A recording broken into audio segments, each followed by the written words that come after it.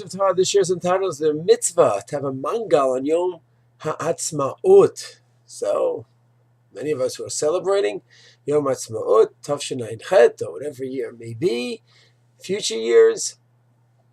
So we go ahead, we celebrate. We have mangals, we go out to the parks, we have a nice barbecue. And the question is that a halachic phenomena, or is it just nice? Nachmad. It's a day off.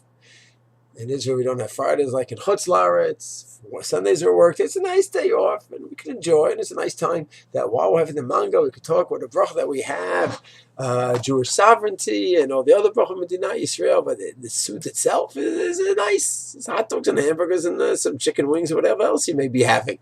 It's not a halachic phenomena. Or no, there's something to it.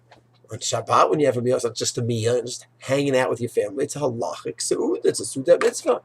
And a bar mitzvah bacher, on the day of his bar mitzvah, it's a su'udat mitzvah. So over here, is this a su'udat mitzvah? So in my opinion, the answer is yes. One opens up the Mishnah Berurah Taf Reish Pei Vav and he says over there that there's, on the day that a nes occurred, you could go ahead, you could and you should make a chag, a Purim, for that group that experienced an ace and for their descendants. He doesn't go into details of what to do. But in Taf Reish Tzad Zayin, the very last siman of the Shulchan Aruch Or Chayin, Mishnah Berurah writes there, when it's Hilchos Purim, first Ada, second Ada, Yud Dal, Tesvav, he talks about how to observe this upon that one. He mentions someone who happens to have a miracle, happens in this Adar or that Adar. How does he celebrate each year in the future Adars, first or second? And there he mentions, and a Suda, a meal that you have, L'Zecher Hanes, to commemorate the miracle, it's a Sudat mitzvah. It's defined as a mitzvah meal. And therefore, when we go ahead, we are celebrating Yom Haazmaut, the miracle of Jewish sovereignty after 2,000 years.